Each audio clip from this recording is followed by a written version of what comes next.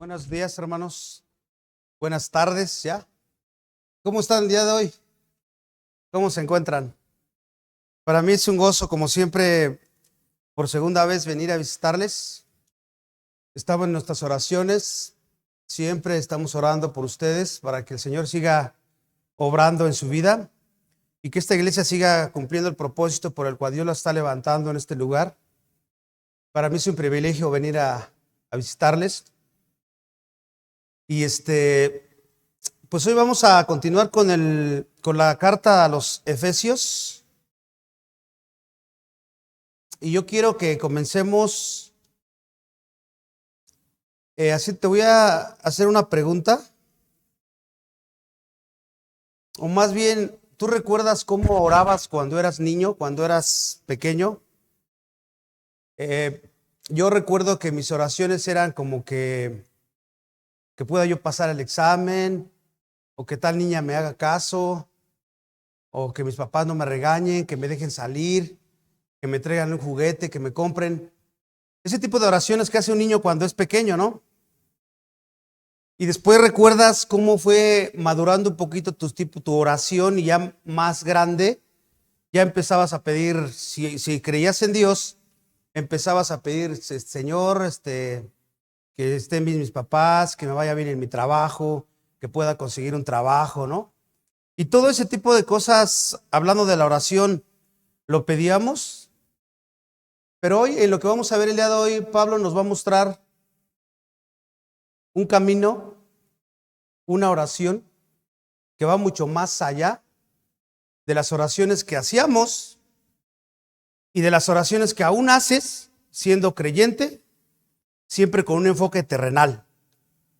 Hoy vamos a ver eso, pero antes de entrar en el tema principal, quiero que recordemos un poquito el propósito y la estructura de Efesios. Se divide en dos partes. Del capítulo 1 al 3 es la doctrina, la ortodoxia, y el capítulo del 4 al 6 es la práctica. Pablo dice, ustedes son esto, tienen esto, y por lo tanto ahora tienen que vivir así. Y como la salvación incluye todo, ustedes oraban de esta manera, ahora tienen que orar así. Eso es lo que vamos a ver. Y recordando un poquito, si ustedes recuerdan el capítulo 1 al 3, Pablo habla de la bendición espiritual, la redención, la herencia eterna. Capítulo 2 y 3, la salvación por gracia a través de la fe, haciendo un panorama rápido de toda la carta. Luego en el capítulo 4 al 6, unidad del cuerpo de Cristo. Capítulo 5, vida santa llena del Espíritu. Capítulo 6, las relaciones familiares y la necesidad de la armadura de Dios. Termina con la armadura de Dios, la carta completa, ¿no? Entonces, básicamente, hoy quiero enfatizar en esa dualidad. ¿Quiénes somos en Cristo? Capítulo 1 al 3. ¿Quién eres en Cristo? Y esa debe ser tu base. Tienes que entender bien eso para que tú puedas vivirlo. Si no entiendes eso, vas a sufrir muchos problemas. Vas a vértela muy mal. Por eso el mensaje central de la teología de esta carta es: conduce a la obediencia. La teología correcta te va a conducir a la obediencia correcta. Ese es el mensaje central. Entiendes tu posición en Cristo y por lo tanto lo vives. Si no lo entiendes, no hay manera de que tú lo vivas.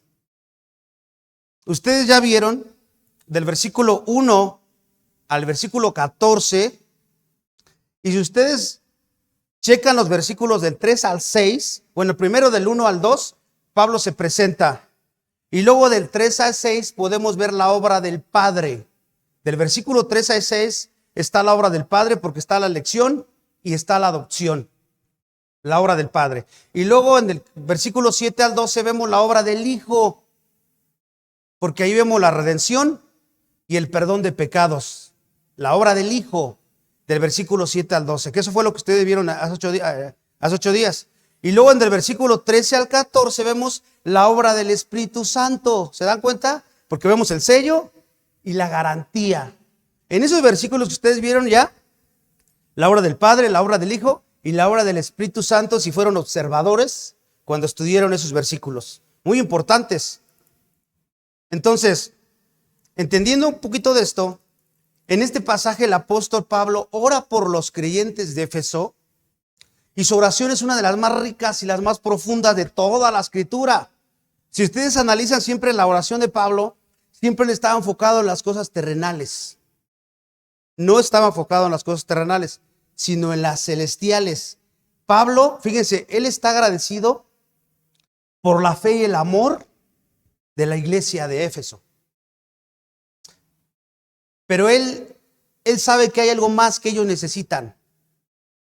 Tienen el amor y la fe, o la fe y el amor.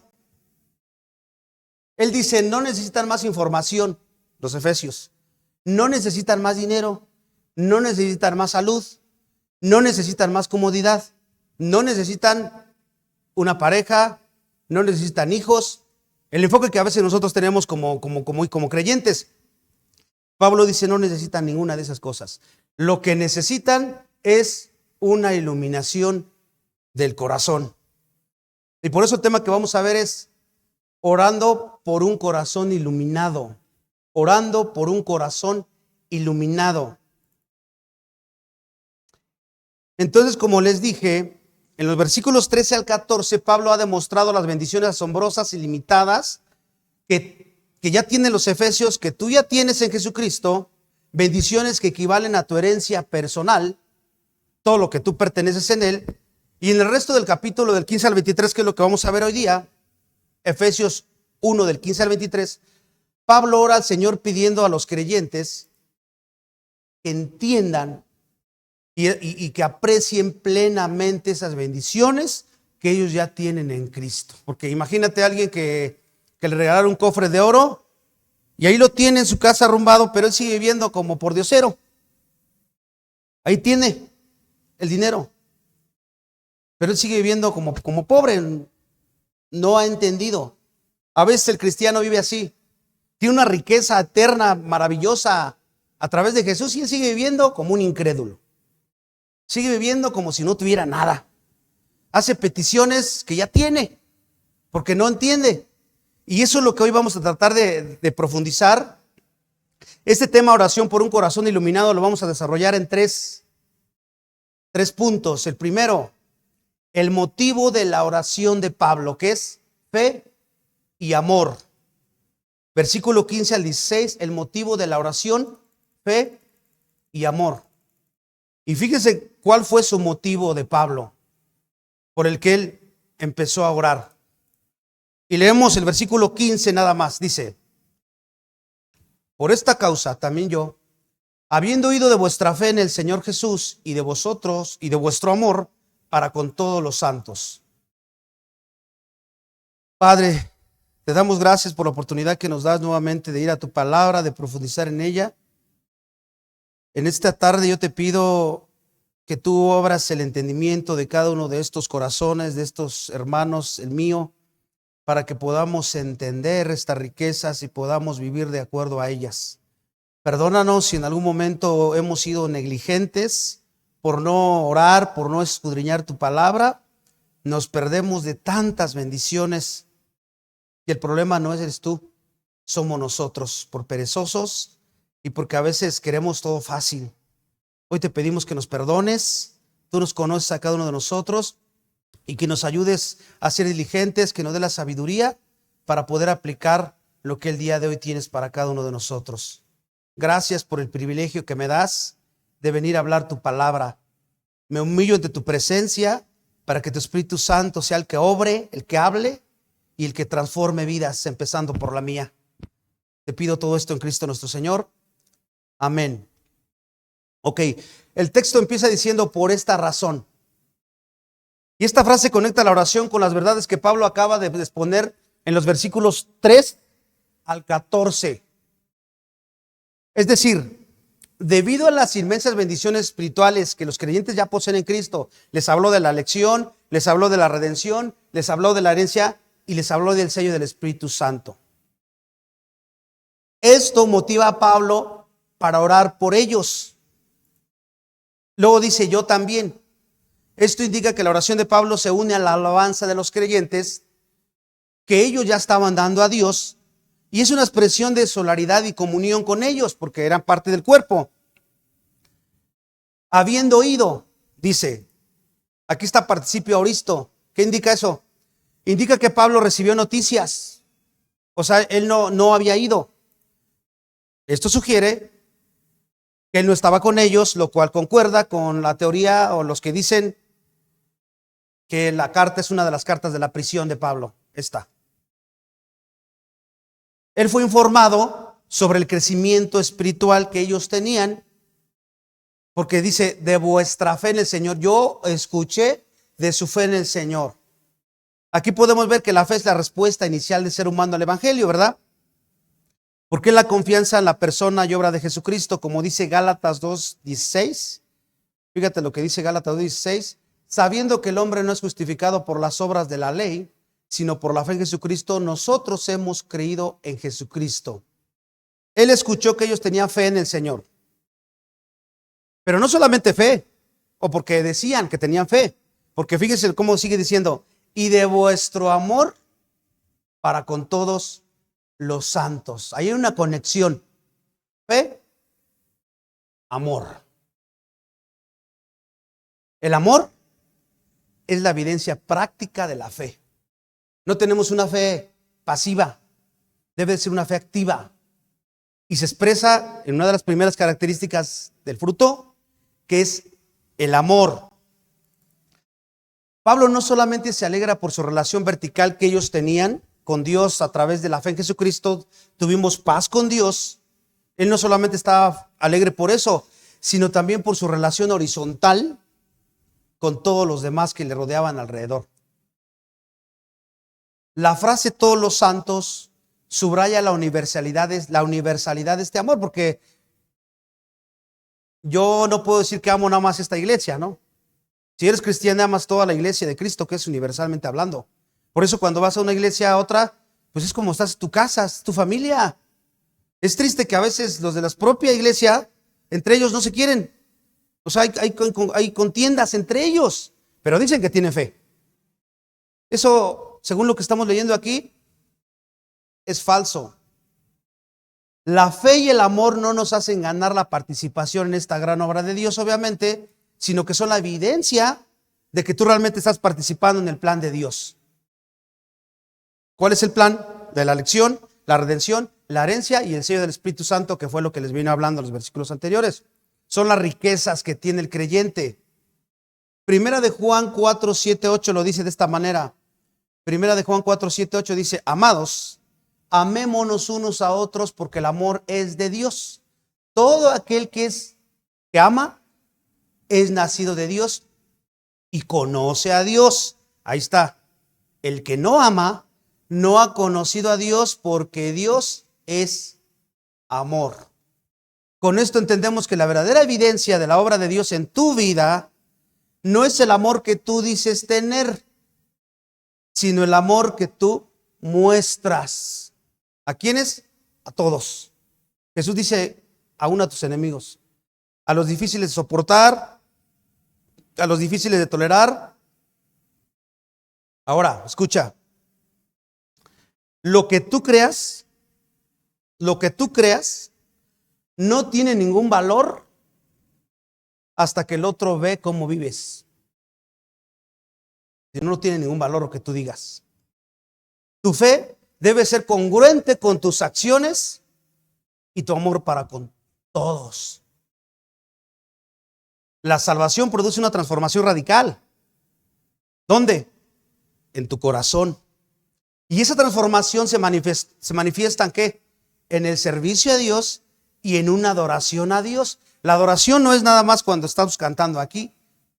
Todos los días en tu vida, a través de tu fidelidad, a través de tu obediencia, estás adorando a Dios. Empezando en tu hogar, que es tu primer ministerio. De ahí hacia afuera. Porque escucha, una cosa es servir a la iglesia y otra cosa es servir a Dios. Son dos cosas muy diferentes. Y la invitación detrás de tus acciones La motivación, perdón, detrás de tus acciones es crucial. Porque tú puedes estar sirviendo a la iglesia sin servir a Dios. No es así de sencillo. ¿Cómo? Examina tu motivación. ¿Cuál es tu motivación? Si no es la verdadera adoración a Dios, que es un corazón humilde, sometido a Él en obediencia, y ahí se desprende todo,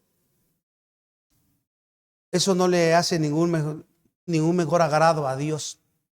Si lo que tú haces no está cimentado en el amor de Dios y de gratitud a Dios por lo que Él ha hecho en tu vida, Cristo, no sirve de nada lo que tú estás haciendo. El Evangelio tiene el poder de abrir los ojos de una persona para que deje de enfocarse en sus propios deseos y necesidades y comience a considerar al otro, como dice Filipenses, no mirando cada uno por lo suyo propio, sino cada cual primero por el otro. Y si no es así, tu fe deja mucho que desear, mucho. La vida del creyente ya no se trata de mí, sino de vivir para aquel que vivió por mí y que murió por mí y que resucitó por todos y cada uno de nosotros. Entonces, el pasaje nos muestra que la fe en Jesús y el amor por los demás debe de ser la marca de que tú tienes una vida cristiana saludable. Si no estás enfermo y necesitas un doctor, tu fe en Jesús se traduce en un amor tangible entonces a los demás. Y obviamente la Biblia dice que hace de bien a todos, especialmente a los hermanos de la fe, que somos nosotros, ¿no? Te pregunto, ¿cómo estás demostrando ese amor a quienes te rodean? Y no me refiero únicamente a un círculo íntimo, porque a veces nada más te juntas con ciertas personas aquí o allá afuera, o los que te tratan bien y dices, pues ellos sí, yo los amo con todo mi corazón, ¿verdad?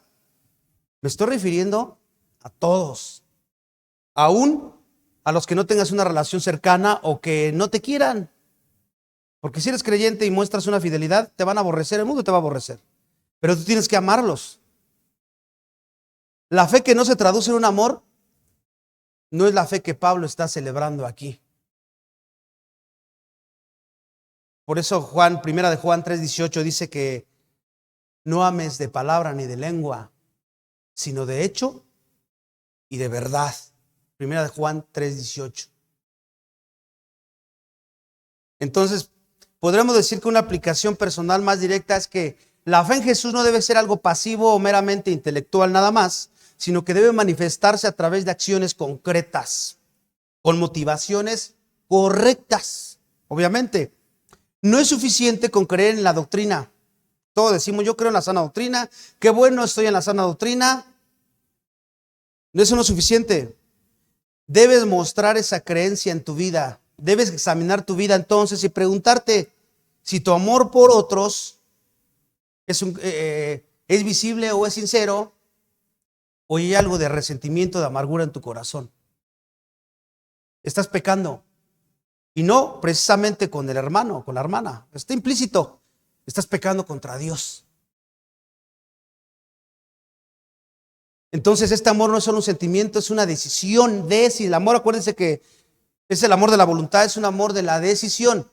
No es el que te pintan en la tele, en las series, de que, ay, tengo que sentirlo, el perdón igual. Es una decisión de servir y de perdonar y apoyar a todos, empezando en tu casa, a los hermanos de la fe, y así sucesivamente. Esa es la manera que Pablo está celebrando aquí. Y esa es la motivación por la cual dice, doy gracias a Dios por su fe y por su amor. Creo que toda iglesia quisiera que oráramos así, ¿no? Por las iglesias, porque vas y dices, qué bueno, qué maravilla, ¿no? Versículo 16 dice, no ceso de dar gracias por vosotros, ya vimos por qué, haciendo memoria de vosotros en mis oraciones. Pablo continuamente estaba orando por todas las iglesias. Él siempre se la vivía con, aparte de todos los rechazos, lo querían matar y todo lo que le ocurría. Tenía una carga sobre él, aparte que eran las iglesias, y siempre estaba pidiendo por ellas. Primera de Tesalonicenses 5:18, él dice, Primera de Tesalonicenses 5:18, dad gracias en todo porque esa es la voluntad de Dios para con vosotros en Cristo Jesús. Él daba gracias por todo, haciendo memoria de vosotros en mis oraciones. Aquí fíjense, la frase mis oraciones indica que es una parte regular de la vida de Pablo, la oración. Entonces estos versículos que acabamos de ver nos muestran que el punto de partida de Pablo no es la necesidad, hermanos. Porque siempre tendemos vamos a orar, pero porque necesitas algo. Y entonces empiezas a pedir, ay, que mi esposo me trate bien, que me caiga trabajo, que consiga un novio, que consiga una novia. Y empiezas a pedir puras cosas egoístas que nada tienen que ver con las cosas eternas. Y tienes un enfoque así muy corto y no has entendido entonces el evangelio todavía. Porque tú sigues pensando que Cristo vino para solucionar tus problemas. Y no te das cuenta que Él vino por algo infinitamente más grande, para mostrarte que hay una vida superior infinitamente. Y te vino a dar cosas infinitas que a veces las hacemos a un lado y ni las tomamos en cuenta porque no las entendemos, porque no nos interesan, porque seguimos enfocados en la tierra, enfocados en lo terrenal. Él no oraba por ninguna necesidad, sino su base fue el agradecimiento por la fe y el amor que ellos estaban mostrando. ¿Se dan cuenta? Esa fue su base de Pablo, demostrando que la oración intercesora es un acto de alabanza, tanto como de petición. No digo que no pidas peticiones. El Señor Jesús nos enseñó que también tienes que hacer peticiones, pero fíjate qué clase de peticiones estás haciendo. Orar conforme a su voluntad. Pablo no se limita a orar por los necesitados, por las necesidades que estaban en Éfeso. Su oración comienza con un profundo y constante agradecimiento a Dios por lo que ya estaba él haciendo con ellos y que tal vez muchos ni se daban cuenta. Que a veces Dios está haciendo mucho contigo y tú ni cuenta te das porque tú tienes otra mira puesta la mirada en otras cosas y dices, pues yo no tengo nada, cuando Él ya te dio todo. Tú debes de empezar tus oraciones así, entonces con gratitud, reconociendo la obra de Dios en tu vida y en la vida de los creyentes. ¿Cómo está tu vida de oración? ¿Enfocado en las circunstancias? ¿Ensimismado en ti mismo? ¿O agradecido a Dios por lo que ya hizo en tu vida?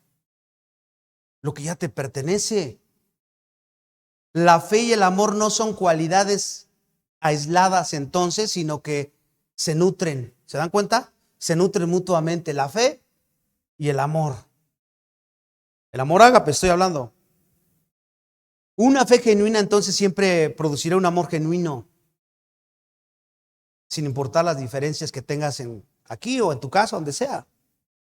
Si tienes una fe salvífica, te va a producir un amor ágape. Si tú decides tener fe y no muestras este amor ágape, cuestiónate tu fe, porque ahí hay un problema y grave. Entonces, la fe en el Señor Jesús se traduce en un andar digno, ¿verdad? Fe, andar digno. La fe es la base de un cambio de vida que se conforma en la justicia. Y ojo aquí, no legalismo, no estoy hablando de legalismo, sino por un profundo afecto por Cristo. Y la fe te lleva a querer hacer lo que Dios quiere que tú hagas, porque has experimentado su amor y su gracia primero.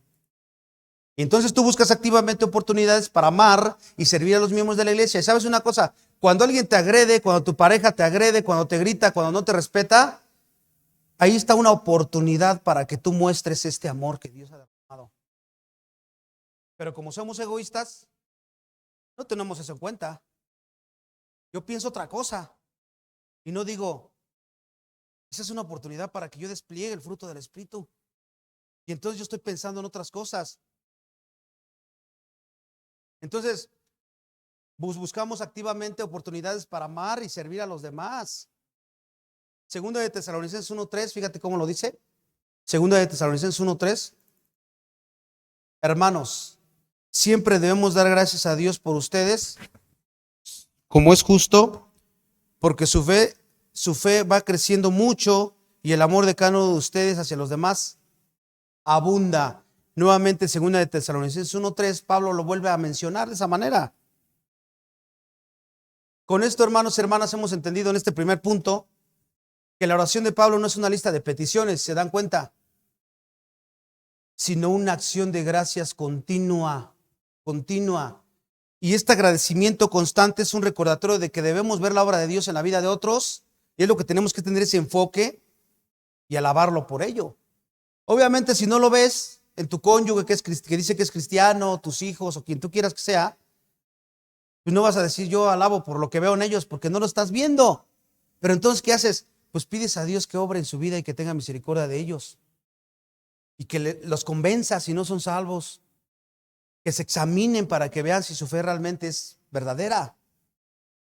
Orar por los creyentes es una ofrenda de adoración a Dios por su obra que hizo Dios en ellos. Esto nos enseña a elevar nuestras oraciones más allá de nuestras circunstancias personales y empezamos a poner el enfoque donde tiene que estar puesto. Cultiva un corazón agradecido.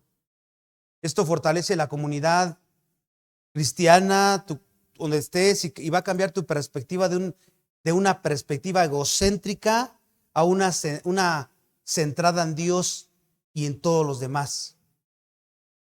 Punto número 2. El motivo de la oración. Ya vimos el motivo de la oración, fe y amor. Luego versículo 17 y 18, la petición central de la oración. Un corazón iluminado. Esa es la petición central de la oración, un corazón iluminado. Dice el versículo 17, para que el Dios de nuestro Señor Jesucristo, el Padre de gloria, os dé espíritu de sabiduría y de revelación en el conocimiento de Él. Bueno, aquí empieza diciendo para que el Dios de nuestro Señor Jesucristo, el Padre de gloria. Aquí Pablo dirige a Dios de una manera majestuosa. El Padre de gloria. Y luego dice que el Dios del Señor Jesucristo. Fíjense, aquí le dice que es Dios de nuestro Señor Jesucristo. ¿Cómo interpretamos esto? Bueno, este título es muy adecuado, ya que en los versículos 20 y 22 más adelantito, Pablo menciona el lugar tan elevado que Dios dio a Jesús al hacerlo cabeza en todas las cosas que corresponden a la iglesia. Y Jesús mismo, ¿se acuerdan? El único lugar donde la Biblia menciona que Jesús le dijo Dios a su Padre fue cuando dijo, Señor, Señor, Dios mío, ¿por qué me has abandonado? Ahí no le llamó Padre, le dijo Dios, porque era el momento en que Él cargó todos los pecados de la humanidad y en ese momento sintió que Dios le dio la espalda, su Padre le dio la espalda. Aquí también lo podemos ver en el sentido de que Pablo está exaltando a Jesús y al Padre, el Padre de gloria. Es una expresión que subraya la magnificencia y el esplendor de Dios. Y esta gloria se ve reflejada en el plan de salvación que se ha revelado a través de Jesús. Porque fíjense, el Padre de aquella gloria infinita que resplandece en el rostro de Cristo. Porque Cristo es la gloria, la verdadera Shekinah. En el Antiguo Testamento, ¿se acuerdan del desierto? Como en el día la columna de humo y en la noche la columna de fuego. La presencia de Dios siempre le llamaban de esa manera al Shekinah. Jesús se podría decir que es la gloria del verdadero Shekinah, y por medio de quien la gloria de la herencia será nuestra, porque Juan 17:24, fíjense cómo lo menciona. Juan 17:24 dice, Padre, aquellos que me has dado quiero que donde yo estoy también ellos estén conmigo, para que vean mi gloria y que me has dado porque me has amado desde antes de la fundación del mundo. Esa misma gloria que vemos de Jesús es la gloria que Él va a compartir contigo y conmigo, y que ese debe de ser siempre nuestro enfoque. Pero fíjate lo que sigue diciendo. Les dé espíritu de sabiduría y de revelación. Y aquí está la petición principal de Pablo. El verbo aquí está en modo optativo. ¿Qué significa eso? Que él está expresando un deseo. Pablo no pide cosas materiales, nuevamente les recuerdo. ni salud como cosa prioridad, sino un don espiritual que solo Dios les puede dar. Y esta frase espíritu, aquí, no se refiere al Espíritu Santo, porque ya lo tienen, son salvos. Está hablando a la iglesia, no le está diciendo darles al Espíritu Santo, no. Es una disposición de actitud interna del creyente. Dales una disposición o actitud interna, pero ¿para qué? Ahorita lo vamos a ver. Pablo pide que los creyentes tengan un corazón dispuesto, que busque como prioridad en la vida la sabiduría de lo alto, antes que cualquier otra cosa, como las que acabo de mencionar, sabiduría que proviene de lo alto, y que el Espíritu Santo los ilumine, lo que les permite a ellos comprender las verdades espirituales de la Biblia. ¿Para qué? Para que tuvieran un mejor conocimiento de Dios. Por eso lo pide Pablo.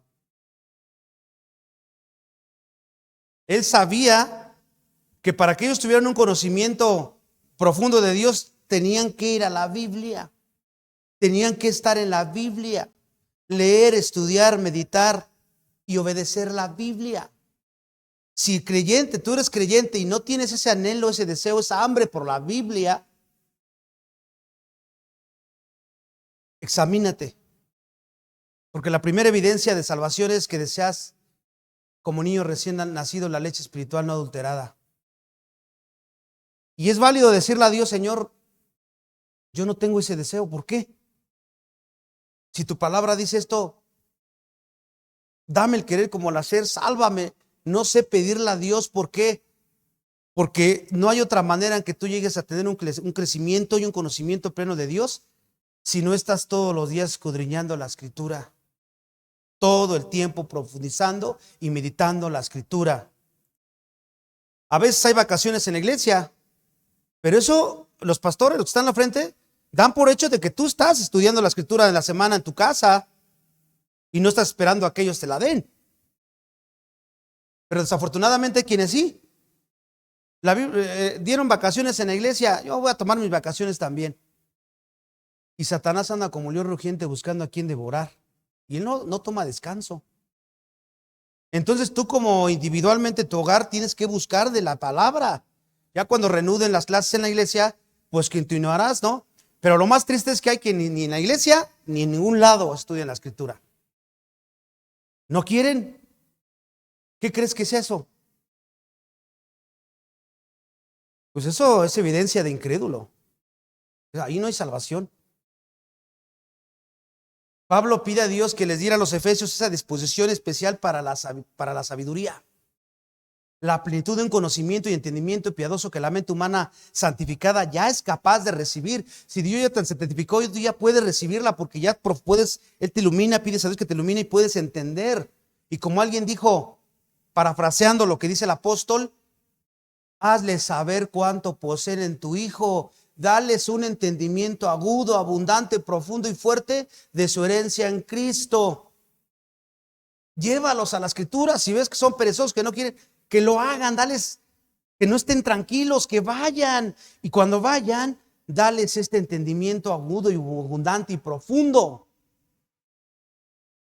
Que el Espíritu Santo de esos espíritus, que el Espíritu Santo dé a su espíritu correcto de sabiduría, les dé entendimiento, iluminación y de revelación en el conocimiento de Él.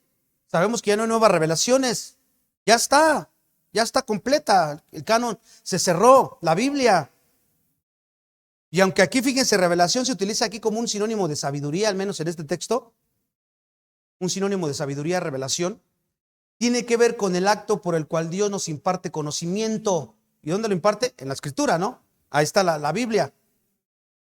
Y sabiduría hace énfasis en el uso que nosotros hacemos de ese conocimiento. No sé si a ustedes fue el que les dije la otra vez. La Biblia, cuando la lees, está en bruto. Tu conocimiento lo tienes aquí intelectual. Y Dios pide que ahora la sabiduría es cómo lo aplicas, eso que ya sabes. Y eso es lo que estaba pidiendo eso Pablo. ¿Por qué pide eso? Pues sabemos que debemos saber cómo somos, y eso lo ves en la Biblia. También tú te das cuenta cómo eres. y qué tienes en Cristo. Eso es importantísimo. Si no, lo vas a poder usar de manera satisfactoria. Y por eso hay creyentes que viven como incrédulos. Esta sabiduría adicional que estamos hablando va mucho más allá del conocimiento intelectual y es mucho más abundante. Por eso Pablo desea que tú como creyente, de joven al más viejo, desees y anheles y busques las cosas de arriba, las que están en el reino donde está Cristo, como dice Colosenses 3:1, porque esa es tu casa, este es tu hogar. Ahora anhelas eso. Por eso él ora por ellos para que lleguen a tener un entendimiento más claro de la grandeza del plan de Dios, la grandeza de su poder y la grandeza de su persona. ¿Estás buscando algo más en tu vida cristiana, hermano, hermana? Te pregunto. ¿Qué es lo que estás buscando aparte de? ¿Piensas que te falta algo? Ya sea terrenal, lo que tú quieras, trabajo, novio, novia, que se componga tu esposo, tu esposa, una enfermedad, o no sé. ¿Crees que los recursos de Dios te fueron administrados por gotas? Así como una prescripción farmacéutica, como si estuvieses encerrado bajo una clave con combinación y piensas que necesitas eso. Si piensas así, implica que cuando tú fuiste salvo, Cristo no te dio todo de Él. Y estás negando la Escritura. Que dejó en reserva algunas bendiciones para ir dosificando solamente a quienes cumplieran ciertos requisitos. Nada más a los puros predicadores o a los puros pastores les voy a dar y a los demás los voy a dejar ahí que se las arreglen como puedan. ¿Realmente crees que Cristo hizo eso? Fíjate cómo lo dice segunda de Pedro 1:3. Segunda de Pedro 1:3 dice: todas las cosas que pertenecen a la vida y a la piedad, todas nos han sido dadas por su divino poder, mediante el conocimiento de aquel que nos llamó por la gloria y la excelencia. Si todas las cosas que pertenecen a la vida y a la piedad ya las tienes, ¿por qué crees o por qué piensas que tú no puedes? Yo te voy a decir por qué. Porque tú quieres hacer las cosas en tu carne. Y en tu carne tú no vas a poder hacer absolutamente nada. Sin tu esfuerzo, sin tu compromiso, sin tu disciplina, no vas a lograr nada. Aparte de que tienes, obviamente, sin estar dependiendo completamente del poder de Dios. De esto que Él te ha dado y que es lo que estamos viendo en esos textos. Hoy día muchos cristianos pasan gran cantidad de tiempo y esfuerzo buscando en vano las bendiciones que ya están en disposición. Y como alguien dijo, muchos cristianos piden: ay, Señor, dame luz. Y ella te ha provisto la luz en abundancia por medio de la palabra. Entonces, ¿por qué no tiene luz? ¿No quieres ir a la palabra? ¿Tú crees que con pedirle a Dios que te dé luz te va a iluminar así como místicamente? Y eso es metafísico, eso es algo muy raro. Y hay creyentes que tienen esa mentalidad. ¿Qué es lo que necesitas? Seguir la luz que ya tienes. Pero ¿cómo la vas a seguir si la tienes arrumbada en tu casa? O si te tienen que andar arreando para que vengas a un estudio o para que estudies la Biblia. Jesús en los evangelios dice: mis ovejas oyen mi voz y me siguen. ¿Qué significa eso? Que nadie te tendría que estar arreando. Porque si eres oveja de Dios, escucha la voz del pastor en la escritura y tú lo sigues solito. Vas tras de él. Pero muchos creyentes creen que necesitan que los vayan empujando. Tal vez cuando acabas de llegar, que apenas empiezas y estás empezando a entender, pero ya que lleves 5, 6, 7, 8, 10 años y sigas en las mismas, eso ya no es normal, hermanos. Y te lo digo con todo el amor del mundo por tu bien, porque tienes que examinarte. Ni uno de nosotros quiere que cuando venga Jesús sea el que te diga: apártate de mí, yo no te conozco. Ninguno. Y mi deseo ni el deseo de ninguno es que alguno de ustedes o a mí me pase eso.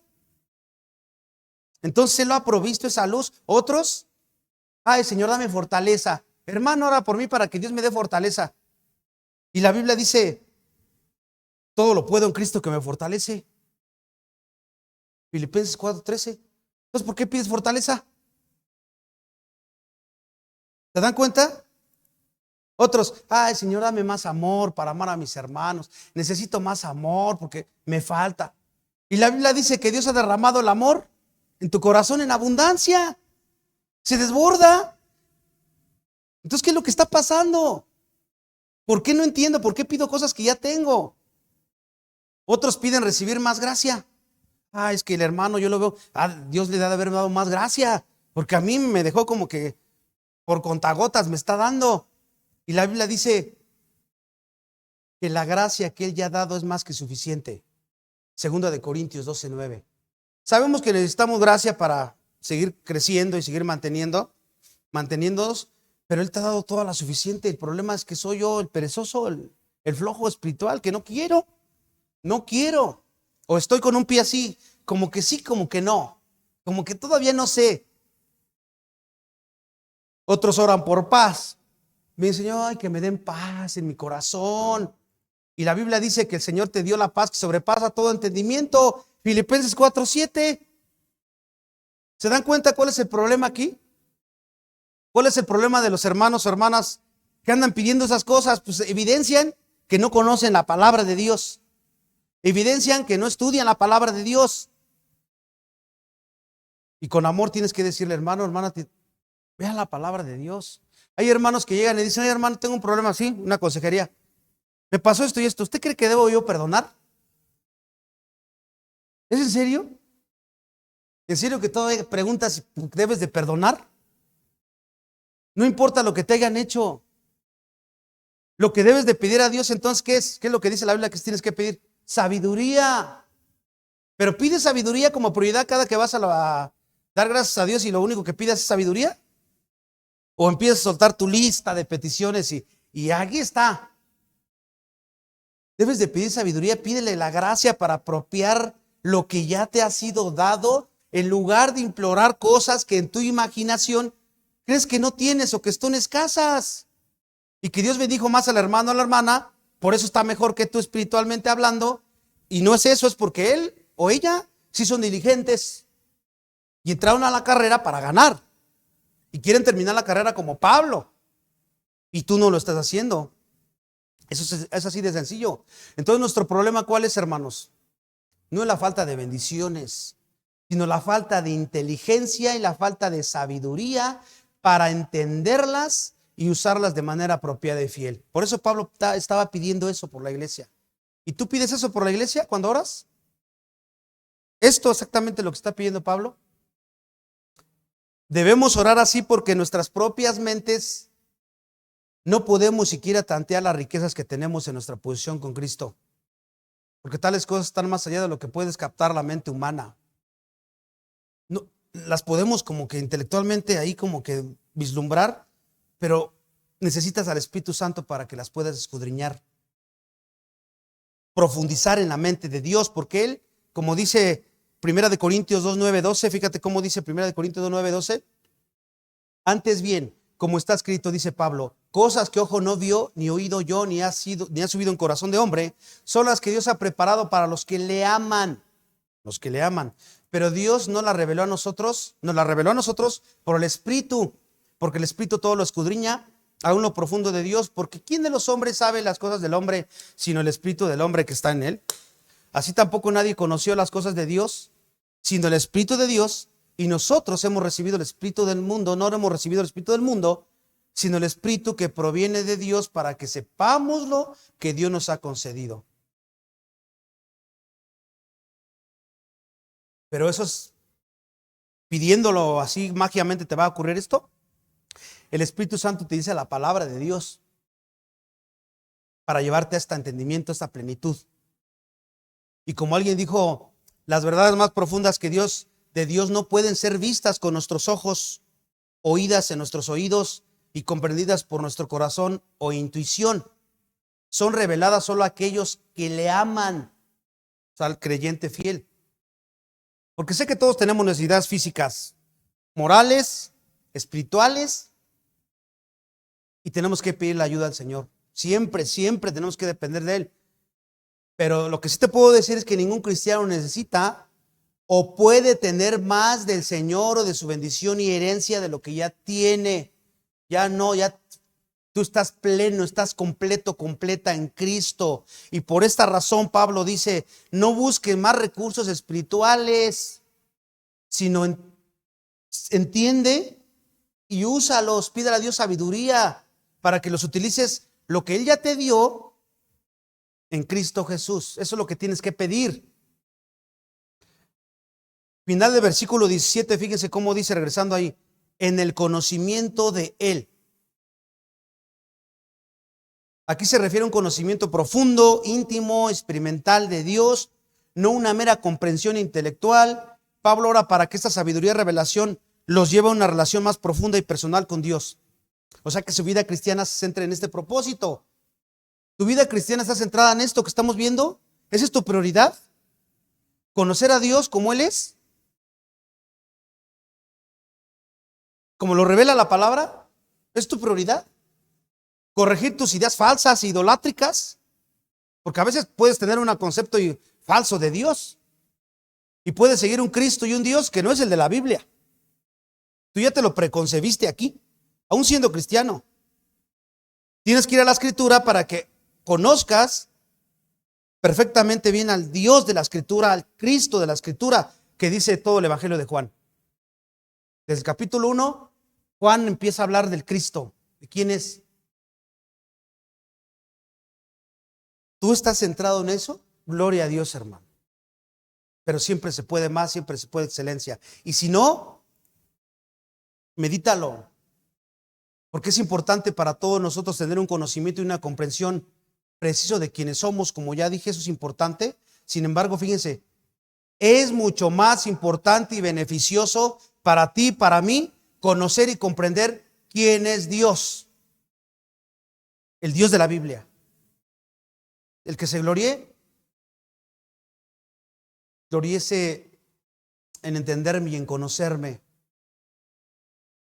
Cuando dice aquí conocimiento, es epignosis en el griego, y no es solo un conocimiento superficial, sino un conocimiento experimental, íntimo y completo, porque tú puedes decir, pues yo voy a la Biblia y la leo, ya la leí 20 veces, ya conozco a Dios.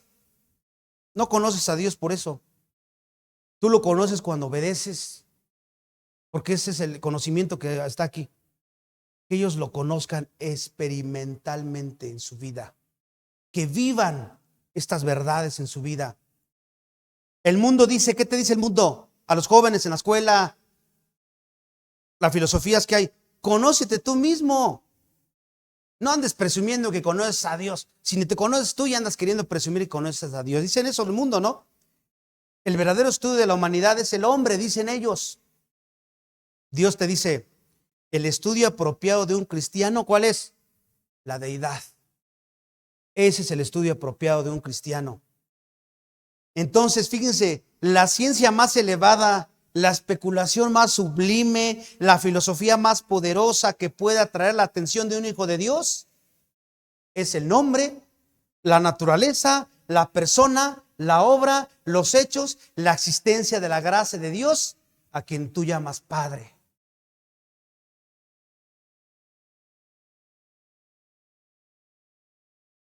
¿Quién no quiere conocer a su Padre? Al que dices que es tu Padre. Porque la filosofía llega al hombre con el mensaje, conócete a ti mismo. El Evangelio lo recibe con la consigna mucho más gloriosa y fructífera. Conoce a Dios. Y a ti, como eres creyente, conoce a tu Dios, conoce a tu Padre. Porque eso te va a llevar a conocerte más tú, adorarlo más, amarlo más y a obedecerlo más. Claro que cuando nosotros que predicamos la Escritura, los primeros beneficiados somos nosotros, hermano. Porque cuando estamos en la Escritura, el primero que es confrontado es uno. Y el primero que adquiere la edificación, como lo podemos llamarlo así, es uno. Y entonces tú dices, wow. Y ahora dices, si Dios lo permite, pues la iglesia, ¿no? Para predicarlo la iglesia. Jeremías 9, 23, 24 lo dice así. Jeremías 9, 23, 24 dice, así dijo Jehová, no se alabe el sabio en su sabiduría, que es, como dice Santiago, animal, terrenal y diabólica, ni en su valentía, se alabe el valiente, ni el rico se alabe en sus riquezas, mas alabes en esto el que se hubiere de alabar, en entenderme y en conocerme que yo soy Jehová, que hago misericordia, juicio y justicia en la tierra, porque estas cosas quiero, dice Jehová. Clarísimo ahí. La Biblia entonces nos llama a enfocarnos en conocer a Dios y comprender su carácter, sus caminos. En lugar de buscar nuestra gloria en logros o posesiones o terrenales, nos desafía a pedir a Dios que ilumine nuestro corazón para comprender su verdad, no solo con la mente, sino con el corazón, con el alma. Y debemos pedir que al ir a la palabra, tu objetivo principal, ¿cuál es? Que te transforme. No para saber más y recitar versículos a mis hermanos y digan, este sabe muchísimo de la Biblia. No, para que te transforme y llegues a una comprensión más profunda y personal con Dios, tú y Él. Para eso vas a la Escritura. Y eso no se logra por medio de experiencias emocionales, solamente a través de la verdad revelada ahí, que es iluminada por el Espíritu Santo. La revelación viene a través de la palabra de Dios. Entonces debemos sumergirnos en la Escritura, como ya dije, y pedirle a Dios a través de tu oración, humillado ante Él, que te dé esa sabiduría para entenderla y la revelación para transformar tu corazón. Y no andes buscando fuera revelaciones fuera de la Biblia, sino profundiza las verdades que ya están escritas. No, es que eso es mucho trabajo, hay mucho tiempo ahí, nada más la leo rápido y ya. No se trata de leer. Métete, profundiza, contexto histórico, contexto gramatical, contexto cultural, etcétera, etcétera, etcétera. Eso te va a enriquecer como no tienes idea. Muchísimo. Entonces, sumírgete en la Escritura. Es por tu bien. Versículo 18 dice: alumbrando los ojos de vuestro entendimiento, para que sepáis cuál es la esperanza a que Él os ha llamado, y cuál es la riqueza de la gloria de su herencia en los santos, alumbrando los ojos de vuestro entendimiento. Bueno, aquí empieza diciendo, alumbrando los ojos de vuestro entendimiento, nuevamente, para que Pablo aquí usa una metáfora visual. ¿Se dan cuenta? La iluminación aquí se refiere a que la mente y la percepción espiritual sean iluminados por Dios. Los ojos del entendimiento aquí se refiere al intelecto, o sea, la percepción espiritual del creyente. Porque para el creyente, la mente es un órgano espiritual que necesita ser iluminado por el Espíritu de Dios. ¿Para qué? Para que las verdades de la Biblia no sean solo datos, información, sino que sean realidades vivas que transformen tu vida. Y para eso, Pablo oraba para que los efesios supieran todo lo que Dios les había dado en Jesús. Y se necesitaría una obra sobrenatural para eso. Requería que los ojos de vuestro entendimiento fueran alumbrados por Dios. Y Pablo ora pidiendo que la mente de los efesios sea alumbrada. Y como alguien mencionó, las emociones tienen un lugar significativo en la vida del cristiano, pero solo son confiables cuando están guiadas, ¿por qué? Por la palabra de Dios. Por eso es que debemos permitir que la palabra de Cristo more en abundancia, como dice Colosenses 3:16, que es andar en el Espíritu. Te controla la palabra, y cuando el Espíritu Santo obra en tu mente como creyente, la enriquece para que entiendas verdades divinas que son profundas, insondeables para la mente natural. Y entonces estamos hablando de algo sobrenatural. Y luego relacionas esa verdad con la vida. Las entiendes, las profundizas y las relacionas con la verdad en la vida, incluso aquellos aspectos de la vida en que involucran nuestras emociones. ¿Se acuerdan cuando Jesús resucitó ahí en Lucas 24:44? Resucita y se encuentra a sus discípulos y dice: estas son las palabras que os hablé estando con vosotros, que era necesario que se cumpliese todo lo que está escrito en mi ley, en la ley de Moisés, en los profetas y en los salmos. Entonces les abrió el entendimiento. ¿Para qué? Para que comprendiesen las escrituras. Porque antes, ¿se acuerdan que no entendían y hablaban parábolas y luego les explicaba aparte? Y él ahí dice, les abrió el entendimiento. Sigue diciendo nuestro verso, regresamos ahí donde estamos, para que sepáis. Pablo quería que ellos tuvieran un conocimiento consciente y firme de 3 verdades fundamentales. Número 1, la esperanza a que Él os ha llamado. Esa es la primera, que tuvieran un conocimiento profundo. ¿Por qué? ¿Qué se refiere eso? Se refiere a la seguridad de la salvación, la certeza de la vida eterna y el propósito glorioso el que Él los había llamado. Y estamos hablando de una esperanza que no es un simple deseo, ¿verdad? Sino es una certeza absoluta basada en ¿quién? En la fidelidad de Dios. O sea que Pablo quería que ellos supieran esto, que estuvieran seguros de la fidelidad de Dios. Pocas cosas nos dan una esperanza más segura y duradera en la vida que simple saber que Dios nos ha llamado. Y tiene un llamado específico que debemos cumplir. Debemos cumplirla. Porque dice esperanza que a Él os ha llamado. Está aquí en tiempo futuro el verbo, una perspectiva futura. O sea que Pablo quería que siempre tuvieran en mente esto. La esperanza gloriosa. O sea, su mente siempre puesta allá. Es lo que Él está pidiendo aquí y Él quería.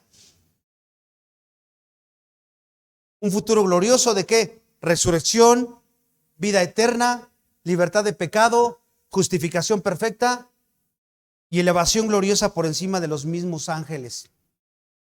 Esto es lo que Pablo quería, que siempre estuvieran su mente y su perspectiva y todo lo vieran bajo esta perspectiva, como lo dice Colosenses 1:5.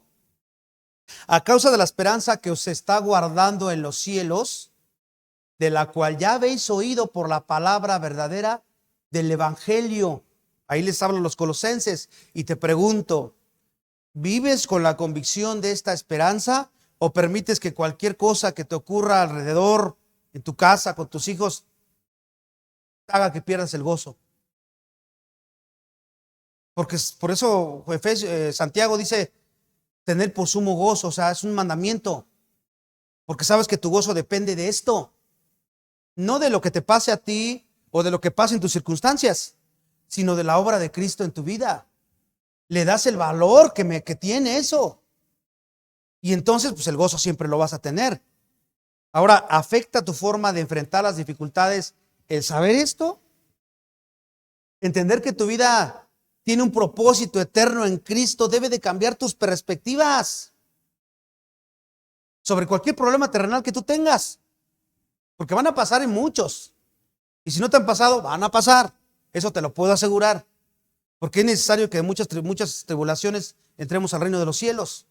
Pero si tu enfoque está en esto, hermanos, esta es la fe que Jesús dijo, esa es la fe que vence al mundo. Mi paso os dejo, mi paso os doy. Sobrepasa todo entendimiento. En el mundo tendráis aflicción, pero confiad en mí. Yo he vencido al mundo. A eso se refería él. Pero si no tienes esta perspectiva, si te estás durmiendo en tus laureles, pues vas a sufrir muchísimo. Todo eso te recordará que tu vida es más de lo que ves aquí. Infinitamente más. Ese es lo primero que Pablo quería que fueran conscientes. Número 2, él quería que fueran conscientes en las riquezas de la gloria de su herencia de los santos. ¿Qué significa eso? Bueno, aquí no se refiere a la herencia de los creyentes que obtenemos, ¿no? La que ya dije anteriormente es la herencia que nosotros vamos a tener. Pero fíjense, aquí se refiere a la herencia que Dios mismo tiene en los santos. O sea, nosotros somos propiedad adquirida de Dios, Efesios 1:14. Y Él se gloria en nosotros. El valor de esta herencia no se mide en términos terrenales entonces, sino en la gloria de Dios. O sea que Pablo quería que tú y yo conociéramos la herencia, conociéramos la grandeza de la herencia de Dios en su pueblo, como los efesios, ¿no? Por lo general pensamos solo en nuestra herencia en Dios. O sea, soy heredero de la gracia, sí tengo que pensar allá. Pero fíjate, aquí Pablo quería que los efesios entendieran que son tan amados para Dios que Él los considera su propia herencia de Dios. El apóstol ora para que Dios nos alumbre el entendimiento con respecto a las verdades maravillosas, la elección, la predestinación, que ya lo torno muy repetitivo porque es importante que lo entendamos. La elección, la predestinación, la adopción, la redención, el perdón de pecado, la sabiduría, la inteligencia, la herencia y el sello de las arras del Espíritu Santo, acerca del cual acaba de instruirles. En el versículo 3 al 14, en el estudio que vieron hace 8 días, vieron esto. Es la herencia de los santos. Primera de Pedro 2:9 lo dice de esta manera: mas vosotros sois linaje escogido, real sacerdocio, nación santa, pueblo adquirido por Dios, para que anuncie las virtudes de aquel que os llamó de las tinieblas a la luz admirable. Somos linaje escogido, real sacerdocio, nación santa, pueblo adquirido por Dios, somos su herencia de Él. Fíjate, conociendo nuestra pobreza espiritual, conociendo quiénes somos nosotros sin Cristo, ahora en Cristo es diferente, nos podemos preguntar cómo Dios puede encontrar herencia en mí, en ti. Sin embargo, Dios puede hacer riquezas de hombres y mujeres pobres porque Él invirtió mucho en ti y en mí, hermanos. Te compró a precio de sangre. Eres valioso para Dios no por ti, sino por Cristo. ¿Realmente crees que eres valioso para Dios? ¿Y Cristo, obviamente? ¿Comprendes que Dios te considera su herencia? ¿Te considera su tesoro? Nos da un profundo sentido de valor y propósito saber esto, ¿no es cierto? El entenderlo y atesorarlo como lo que es.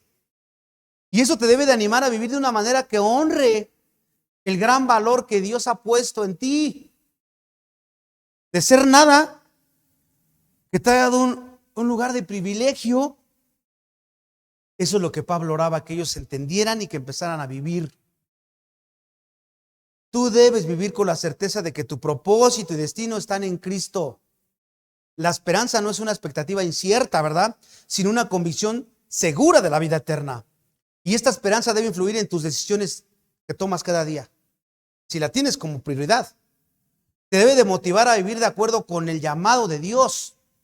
No busques como tu prioridad la belleza, las riquezas, la estabilidad, la salud, porque eso no, eso es efímero eso. Hoy lo tienes y al rato ya no tienes nada. Si ese es, ahí tienes tu seguridad, estás perdido, estás perdida. Busca primero el reino de Dios y su justicia y lo demás se dará por añadidura. Busca la santificación, esperando la promesa en un cuerpo glorificado. Espera su regreso, busca que Él regrese, pídele a Dios que venga. Esto te dará una perspectiva eterna que va a minimizar tus preocupaciones que tienes ahorita, porque esas son temporales, pero lo que estamos hablando es eterno. ¿Te das cuenta? Y por último, ya vimos el motivo de la oración, fe y amor, versículo 15 y 16. La petición central de la oración, un corazón iluminado, versículos 17 y 18, lo que pedía Pablo para la iglesia. Y número 3, la manifestación del poder de Dios reconocida en la oración. La manifestación del poder de Dios reconocido en la oración, versículo 19 23. La manifestación del poder de Dios reconocido en la oración. Fíjense cómo dice el versículo 19. ¿Y cuál la supereminente grandeza de su poder para con nosotros los que creemos, según la operación del poder de su fuerza? Aquí está la tercera verdad, que es la culminación de la oración de Pablo y que será el tema central de los siguientes versículos que vamos a ver. Este versículo es parte de la oración de Pablo donde él pide a Dios, a los creyentes, conozcan la inmensurable grandeza de su poder ahora aquí. Cuando dice supereminente grandeza, aquí la palabra griega significa sobrepasar, exceder. Y Pablo utiliza ese término para enfatizar que el poder de Dios no tiene medida y que va más allá de cualquier comprensión tuya o mía como humanos. La palabra de su poder se refiere a una fuerza inherente, una capacidad o poder. Y Pablo quiere que los creyentes comprendamos o comprendan ellos que este poder es una fuerza activa y que está operando todo el tiempo, porque su poder sostiene toda la creación como está. ¿Para qué pedía eso? Para con nosotros los que creemos, dice. Ahora, este poder no es una cualidad abstracta. Estamos hablando de algo que se dirige específicamente a los creyentes. Estamos hablando de un poder que dirige a los creyentes. La fe es el canal a través del cual experimentamos esta manifestación del poder de Dios en la vida. La fe, por ahí empieza, podría decir. Y dice, según la operación de la fuerza de su poder. Aquí Pablo utiliza una tripleta de palabras griegas para enfatizar la magnitud y la eficacia del poder de Dios. Número 1, energía. Se refiere a la energía o acción del poder de Dios. Y luego kratos denota un poder o dominio manifiesto y demostrado. Y luego isi implica fuerza. Entonces, energía, poder y fuerza.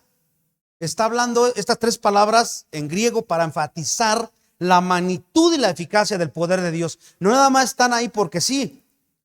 Pablo ora para que los creyentes en Éfeso conozcan y experimenten personalmente el inmensurable poder que activa en tu vida y que está activado en tu vida en el momento de que creíste en Cristo. El versículo subraya que el poder de Dios no es una cualidad abstracta, sino una fuerza suprema que opera en nosotros, dice ahí, para con nosotros los que creemos. La fe es el medio por el cual tú y yo podemos acceder y experimentar este poder. Y o sea que si tú tienes fe en Cristo, lo tienes. Que no lo uses o que no lo entiendas porque no vas a la Escritura es otra cosa. Pablo enfatiza la magnitud y la eficacia de esta fuerza divina. En esencia, la idea es que el mismo poder que conquistó la muerte de Cristo está disponible para los creyentes que viven una vida victoriosa. Entonces, fíjate, el versículo 19, la oración de Pablo para los creyentes que no solo tengan conocimiento intelectual, sino también una experiencia personal del inmensurable y activa fuerza de Dios, la misma que levantó a Jesucristo de los muertos. Tú debes saber que sirves y amas a un Dios todopoderoso, que tiene un poder infinito y que está a tu favor, que muestra su fuerza a favor de su iglesia. Ese es lo que hizo Jesús en Cristo, nos dio paz para con Él. Y ahora Él está de nuestro lado. Muchos cristianos no conocen ese poder, o solo lo conocen como que de lejitos. Y Dios quiere que la vida de resurrección sea real en tu vida. ¿Y a qué me refiero con eso, hermanos? El mismo poder que resucitó a Cristo operó en aquel borracho que no podía dejarlo de tomar. En aquel adúltero que no podía dejar de adulterar. En aquel ladrón que no podía dejar de robar. En aquel mentiroso, en aquel chismoso, pecado que tú quieras. Porque no lo hiciste tú. Fue el poder de Dios en tu vida obrando, manifestado así. Y en algún momento tú lo has experimentado en tu vida. Cosas que dijiste, yo eso jamás lo voy a poder dejar de hacer. No puedo, esto sí no creo. Y Dios lo pudo hacer. Ese es el poder que tienes y que todo creyente tiene. Por eso es que ningún creyente puede decir, yo no puedo. Es que no puedo perdonar. Es que no puedo. Sí puedes, porque aquí está diciendo que ese poder para hacerlo ya lo tienes. Tienes que creer, tienes que tener fe y actuar conforme a ese poder que Dios te dio. Podríamos decir entonces que la oración de Efesios 1, 17, 19, que ya vimos, es esencialmente una solicitud de que las promesas de Efesios 3, 14 que vieron hace 8 días se encuentran como reales en la vida de los cristianos de Éfeso y que están hoy día aplicables para ti y para mí. Y de la misma manera, sus oraciones por el crecimiento espiritual y la iluminación de los demás son importantísimas. Si Pablo creía que era importante orar por estas cosas para los cristianos de Éfeso, es importante que las oremos por los demás y por nosotros. Hoy en día, muchos creyentes cristianos tristemente son esclavos de la pornografía. Pero aquí está diciendo que tú tienes el poder para poder dejar eso. Tienes que ser responsable, tienes que ser obediente y así cualquier pecado que tú llegues a pensar es que esto sí, esto no voy a poder jamás. Me voy a morir así, dicen algunos. No, entender y confiar en el poder de Dios que excede toda medida te debe de desafiar a dejar de pensar en el poder de Dios con límites humanos, como decir, pues sí, siempre tratamos de hacer un Dios chiquito, nuestro concepto de Dios es muy chiquito y lo ponemos a nuestra imagen. Por eso no puede hacer nada. Aquí Pablo está diciendo, por eso usó 3 palabras griegas para denotar el poder tan grande de Dios. Y escucha, el mismo poder que creó el universo y que se manifestará en la resurrección de Cristo, es la fuerza que ahorita actúa en ti, actúa en tu vida. La fe no es solo una creencia pasiva. Entonces, como dije al principio, cuando es real y obediente, es el medio por el cual el poder de Dios activa en tu vida, en la obediencia, en la disposición de corazón. Esto es un llamado a confiar plenamente en Él sin importar las circunstancias que puedas vivir en tu vida.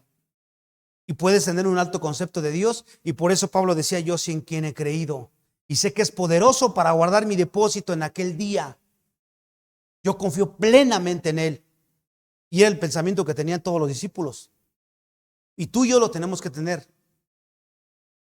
A veces cuando pensamos en el poder de Dios nos vamos a milagros sobrenaturales, ¿no? Pero yo no digo que Dios no pueda hacer milagros. Claro que puede hacer milagros. Pero hoy quiero que te enfoques en tus luchas cotidianas. ¿Qué luchas tienes cotidianamente? ¿Cuántas veces dices no puedo? Con tus hijos, con tu cónyuge, en tu trabajo, en la iglesia, con algún hermano, con una hermana. ¿Cuántas veces piensas que no puedes? A eso quiero que te enfoques.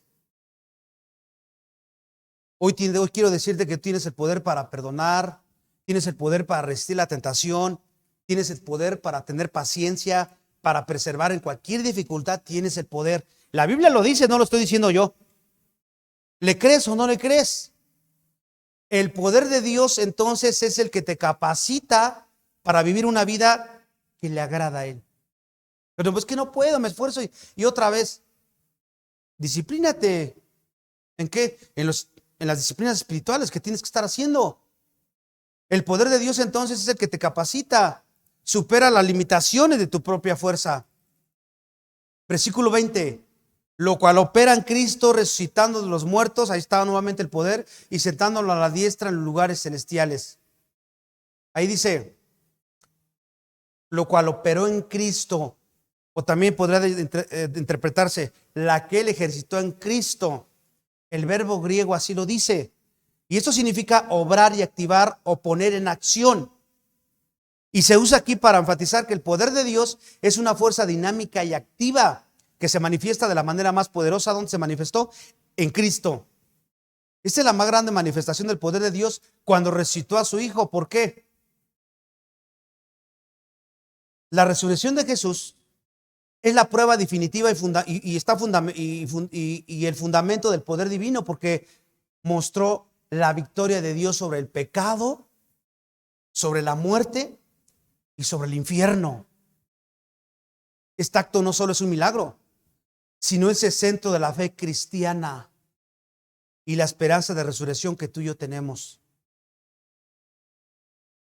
Primera de Corintios 15, 20, 22 dice: mas ahora, Primera de Corintios 15, 20, 22, mas ahora Cristo resucitado de los muertos, primicias de los que durmieron es hecho. Porque por cuanto la muerte entró por un hombre, también por un hombre la resurrección de los muertos, porque así como en Adán todos mueren, también en Cristo todos serán vivificados. ¿Lo crees eso? Eso debería de darte gozo toda tu vida, pase lo que pase, sabiendo que lo mejor ya lo tienes. Y luego dice, él se sentó en su diestra. Aquí vemos el segundo gran acto de poder y exaltación, porque en aquella época cuando sentaban a la diestra de un monarca, un gobernante, era una metáfora de concederle la más alta posición de honor y autoridad y poder, sentarlo a la diestra a uno de un gobernante. A sentar a Cristo a la diestra del Padre, Dios lo entronizó como el Señor y Rey universal. Por eso Filipenses dice, por lo cual también Dios lo exaltó hasta lo sumo y le dio un nombre que es sobre todo nombre, para que un día toda rodilla se doble ante Él. ¿Y está dónde? En los lugares celestiales. Esta frase recurrente en Efesios se refiere a la esfera espiritual y divina donde reside el poder y la autoridad de Dios. El lugar de entronización de Cristo no es terrenal, sino es celestial. Y ahora están cada uno de ustedes como creyentes. Este versículo revela que el inconmensurable poder de Dios se hizo visible en dos eventos históricos: la resurrección de Cristo y la exaltación y la posesión de máxima autoridad de la diestra de Dios. Y estos actos no solo establecieron la soberanía de Cristo, sino también son la base de la esperanza y la fuente del poder para nosotros, como se detalla en los versículos siguientes con los que vamos a finalizar. La victoria de Cristo no es solo su victoria, sino la nuestra, hermanos. Su resurrección es la garantía de nuestra propia resurrección y de la victoria sobre el pecado. Tú no puedes decir que no puedes. Si Dios te libró de la esclavitud del pecado, sí puedes. Lo que hace falta ya estamos viendo, ¿no?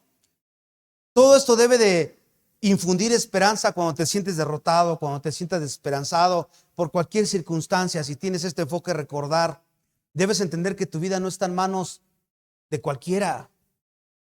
Está en manos de la autoridad suprema. Y esto te debe de dar paz, te debe de dar seguridad frente a cualquier adversidad. Ya sea una enfermedad, la peor que tú quieras, problemas financieros, si tú quieres, o conflictos personales. Versículo 21. Sobre todo principado y autoridad y poder y señorío, sobre todo nombre que se nombra, no solo en este siglo, sino también en el venidero. Por otros pasajes de Efesios 3:10 y 6:12, sabemos que esto se refiere a seres angelicales tales como los letales, ¿no? Nosotros no comprendemos completamente los rangos del reino angelical, pero sí sabemos que Jesús está por encima de ellos. Eso sí lo sabemos, porque la Biblia nos lo dice.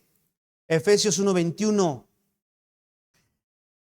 Que afirma que Cristo está por encima de todo principado, toda autoridad y todo poder y todo señorío. Y esos términos, aunque a veces se usan para describir poderes terrenales, principado, autoridad y poder y señorío, en este contexto se refiere a jerarquías espirituales y demoníacas en Efesios.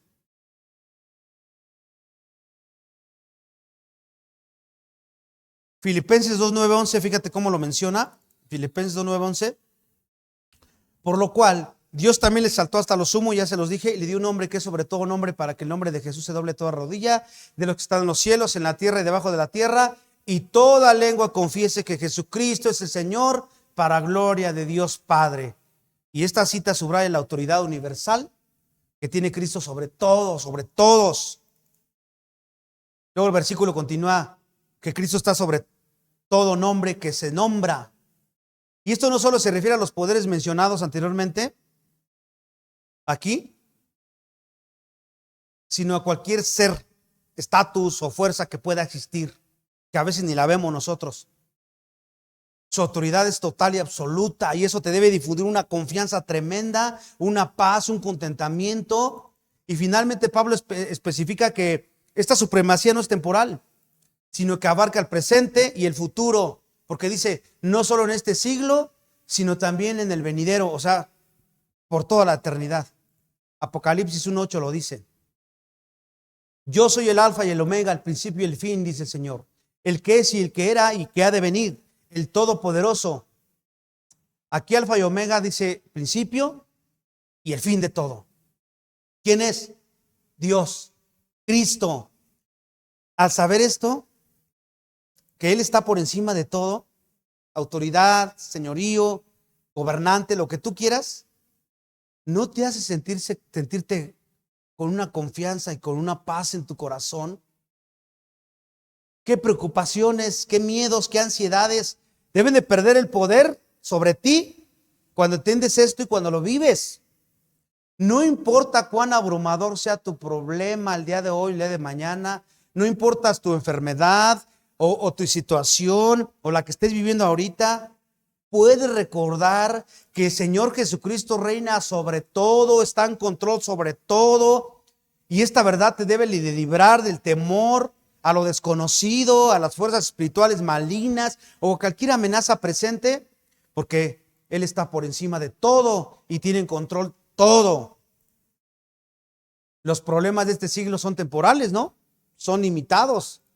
Cristo, sin embargo, reina no solo ahora, sino también por toda la eternidad. Y esto te debe dar la esperanza que aunque enfrentes desafíos, la victoria final ya pertenece al Señor Jesucristo. Jamás pierdas este enfoque. No mires tus circunstancias, no te enfoques ahí, no te encimes en ti. Confía en el plan soberano de Dios. Y al reconocer su supremacía, entrégale completamente el control de tu vida. Eso significa que cada decisión, cada plan y cada acción que tomes, tú como joven, como señor, como casado, como soltero, como viudo, como lo que quieras, cada decisión que tú tomes, cada plan y cada acción que tomes debe estar consignada a su voluntad. Vive bajo su autoridad, debes llevarla, obedecerla y buscar su guía en todo, reconociendo que su gobierno es perfecto y para tu bien. Siempre es para tu bien. Y por último, versículo 22 y 23 dice, sometió todas las cosas bajo sus pies y lo dio por cabeza sobre todas las cosas a la iglesia, la cual es su cuerpo, la plenitud de aquel que todo lo llena en todo. Así termina el versículo 23. Y aquí el versículo 22 y 23 nos muestra varias cosas muy importantes que no quiero pasar desapercibidas. Número uno, nos muestra que Cristo es cabeza sobre todas las cosas. Sometió todas las cosas bajo sus pies, dice. Y esta frase no solo es una afirmación de la autoridad de Cristo, sino que es una cita directa de la profecía de Salmos 8:6. Porque Salmos 8:6, que describe el dominio del ser humano sobre la creación allá, pero Pablo aquí la aplica a la profecía a Cristo, porque es el verdadero hombre y la verdadera cabeza de la nueva creación. Primera de Corintios 15:27 también lo menciona, porque todas las cosas las sujetó debajo de sus pies. Primera de Corintios 15:27. Y ahí cuando dice todas las cosas han sido sujetas a él, claramente se exceptó aquel que se le sujetó a él todas las cosas. O sea que este versículo de Pablo reitera que el dominio de Cristo es total, con la única excepción de Dios Padre.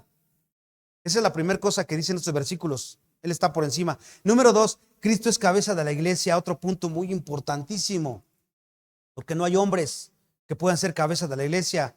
Dice, y lo dio por cabeza sobre todas las cosas a la iglesia. Cristo está vivo y Él sigue siendo la cabeza de la iglesia. No son los pastores, los dueños de la iglesia, ni los líderes de la iglesia. Es el pastor, el gran pastor, el buen pastor. Es Cristo quien pastorea la iglesia. A través de los pastores humanos, dejó su palabra para que a través de ella Él sigue guiando a su iglesia. Él sigue teniendo potestad sobre su iglesia. Jesús es el que nos guía a través de la palabra.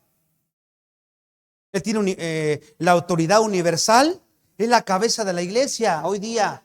Ahí lo dice el texto. Y esto significa que la iglesia está bajo la protección y el gobierno de la autoridad suprema de Dios.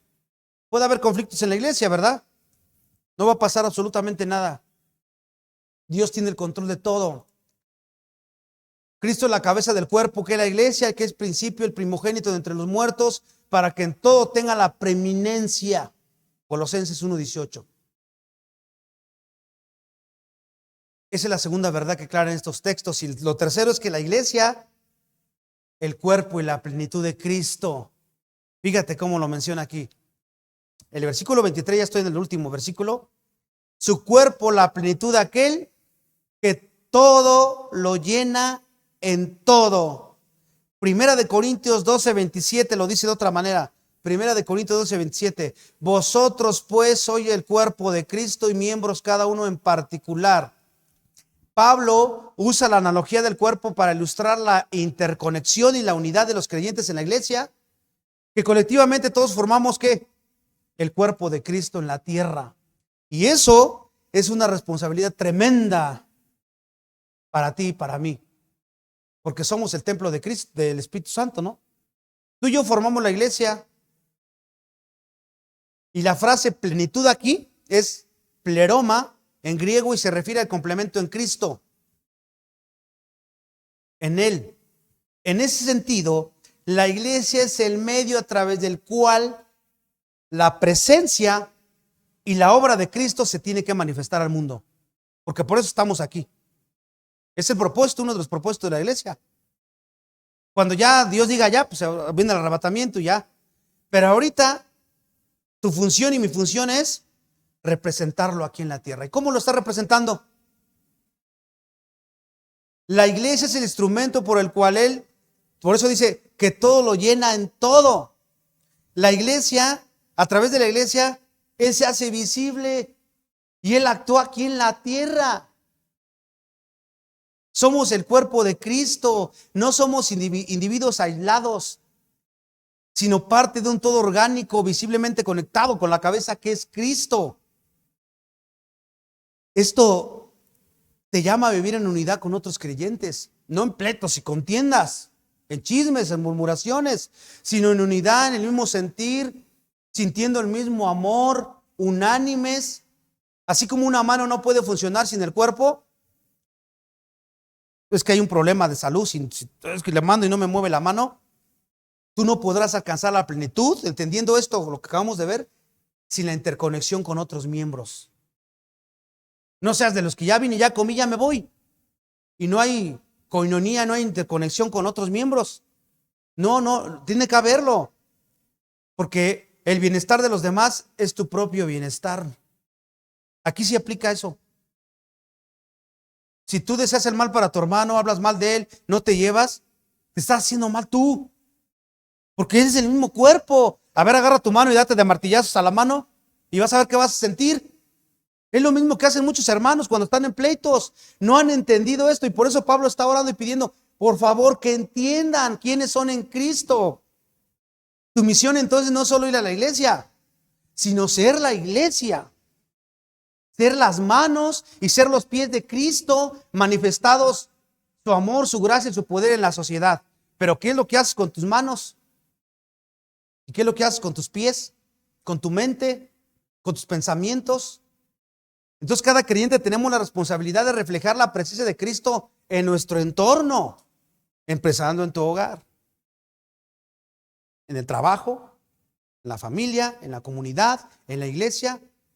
Y para eso fuiste llamado, elegido, justificado, redimido, glorificado, adoptado y vas a ser glorificado. Para esto, este es el llamamiento del creyente. Y por eso es importante, porque hay quienes dicen, a mí no me importa lo que digan de mí. El problema es del hermano, la hermana. Yo estoy bien. Te debe de importar porque es tu hermano, porque es tu hermana. La otra vez les dije, se los vuelvo a recordar, hay dos discipulados, el formal y el otro que te están viendo todo el tiempo cómo te comportas, cómo hablas en tu casa, tu cónyuge, tus hijos, tus padres. Todos están observando y los estás discipulando con tu comportamiento. La pregunta es, ¿realmente los estás discipulando conforme la Biblia lo dice y los estás acercando a Cristo o los estás alejando? Porque entonces hay un problema ahí, no estás cumpliendo la función del cuerpo, por lo cual fuiste llamado, adoptado, elegido, etcétera, etcétera. Hoy vimos el tema que acabamos de ver fue la oración por un corazón iluminado. Vimos el motivo de la oración, la fe y el amor. Vimos la petición central de la oración, versículos 17 y 18. Vimos la manifestación del poder de Dios a través de la oración, versículos 19 y 23. Y quiero cerrar diciéndote que le pidas a Dios que te lleve a entender y a vivir todo esto. Que eso sea tu prioridad cada que vayas a orar de aquí en adelante. Que abra los ojos de vuestro entendimiento, de tus hermanos, de la iglesia y de ti. Y no nada más quédate con eso. Vea la escritura. No te conformes con el conocimiento superficial de la escritura, hermano, hermana, porque te estás privando de tantas bendiciones. Busca que el Espíritu Santo te revele a través de ellas. Pídele ahora para que te dé la profundidad de lo que significa ser un hijo de Dios.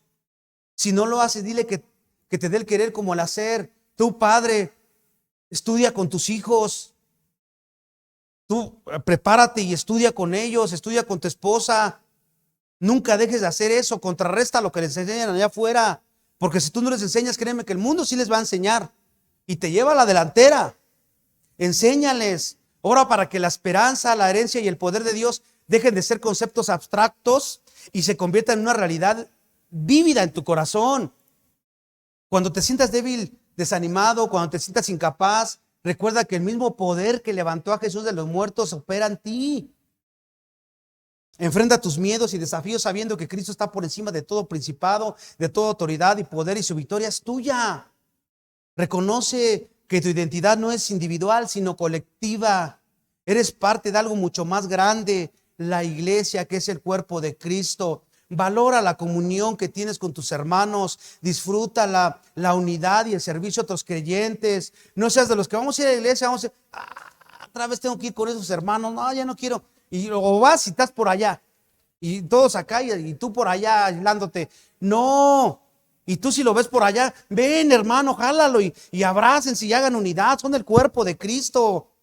Actúa como la plenitud, como el pleroma de Cristo. Tu vida, tus dones y tus acciones son una forma de manifestar su carácter a los demás. La sabiduría del mundo es transitoria, pero la de Dios nos ayuda a vivir con propósito, discernir su voluntad y enfrentarte a desafíos con esa fe que acabo de mencionar. Hermanos, hermanas, la oración de Pablo no es solo una bella pieza de literatura, como ustedes pueden darse cuenta, es un plan de batalla para la vida cristiana. Nos recuerda que nuestro conocimiento de Dios debe crecer. Nuestra esperanza debe ser inquebrantable. Y nuestro poder proviene del único que lo llena y lo tiene todo y que está sobre todo, el Cristo resucitado. Hoy el anhelo de mi corazón no es que salgas con la sabiduría del mundo, pensando igual que como llegaste, o diciendo, qué mal prédica, me aburrió, se duró mucho, o se duró poco, o no entendí nada, o me gustó mucho la prédica. Yo no quiero que salgas así hoy, sino con la convicción de quién eres en Cristo. Y que entiendas esas riquezas espirituales que ya tienes con el poder que posees para enfrentar y vencer cualquier circunstancia adversa en tu vida. Ese es el anhelo de mi corazón, que salgas así. Que no salgas pensando seguir actuando en tus fuerzas, sino en su poder. No con una esperanza vacilante, sino con la certeza de tu llamado. Para que tu vida sea un testimonio vivo de la sabiduría, la esperanza y el poder de nuestro Dios, hermanos. Oremos. Padre, te damos gracias por la oportunidad que nos das nuevamente de ser confrontados con tu palabra.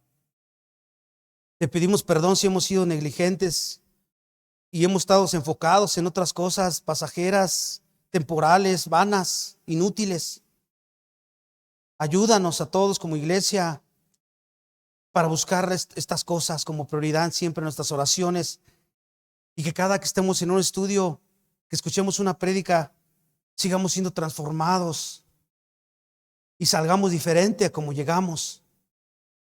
Que cada día lo vivamos como si fuera el último que vamos a escuchar una predicación o que vamos a predicar, y que seamos diligentes en lo que tenemos que hacer. Que tu poder y tu sabiduría sigan perfeccionando y que nos alumbres vuestro entendimiento, y que como iglesia podamos entender y vivir todo lo que acabamos de aprender el día de hoy, porque es el propósito de estar estudiando y escuchando tu palabra. Ser transformados, ser mejor esposo, ser mejor esposa, ser mejor hijo, ser mejor hija, ser mejor padre, no para quedar bien con ellos o con los hombres, sino contigo, porque tú te mereces toda gloria y toda honra, Padre.